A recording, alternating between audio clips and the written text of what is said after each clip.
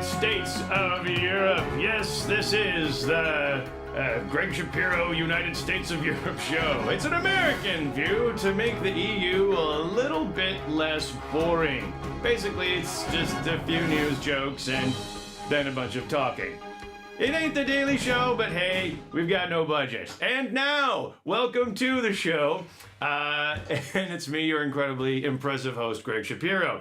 Right, I'm Greg Shapiro, the American Netherlander, giving the EU the respect they deserve by making fun of them just like everyone else. This week, we'll try to figure out what the EU is going to get up to this summer. And we have a special guest for today. But before we get to that, just going to check in with the man in the booth. Jeremy, are you there? How are we doing with the shot? Looking good? Yeah, okay. Right. If you bring up the first image, then here we go. We are ready. Excellent.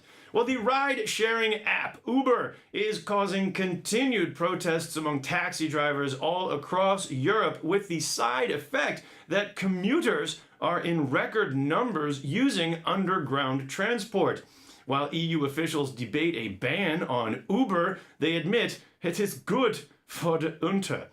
Taxi protests have been especially fervent in France, where Uber may receive some special resistance due to its German-sounding name. The American app developers Uber have apologized to the French and will now change their name in France to humiliating Nazi domination.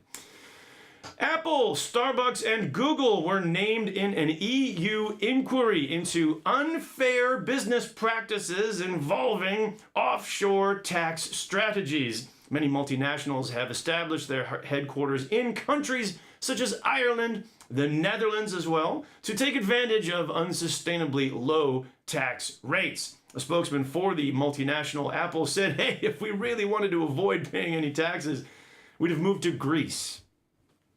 And FIFA chairman Sepp Blatter kicked off the World Cup in Brazil amid allegations of corruption and a lack of foresight.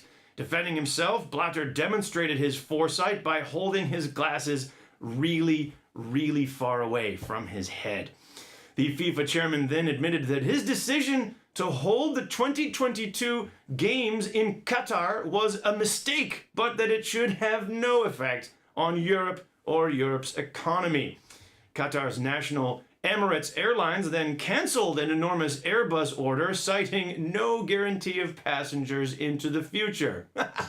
Sorry, European economy.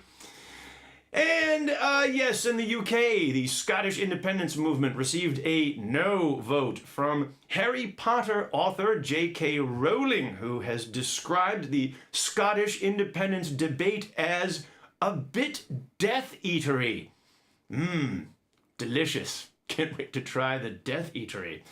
The British Rowling has been living in Scotland for 21 years, to which the Scottish nationalists responded, your continued invasion of Scotland feels a bit bravehearty.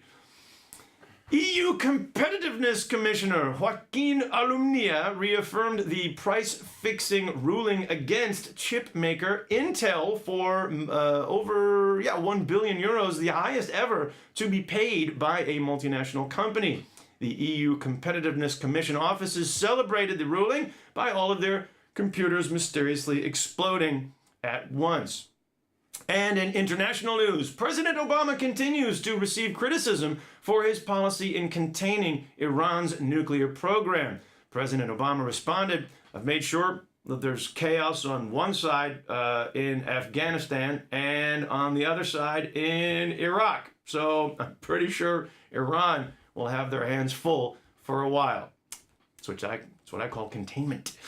And back to the EU. In reaction to a series of financial scandals, the UK Chancellor of the Exchequer, Mr. George Osborne, is to consider a proposal to make rate fixing an official offence. Finally, punishments could include a tick on the fingers, a slap on the wrist, or a wink and a nod.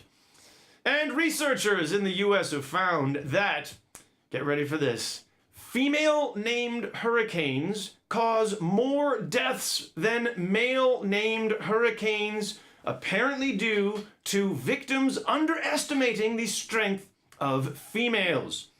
The other possibility is that the male experts who warn us about hurricanes reserve the really nasty names for their ex-girlfriends. And EU leaders met this week in Luxembourg to discuss ocean pollution, and they met in Sweden to discuss climate change and rising sea levels. They met to come up with a plan, and here's the plan. They're out of here.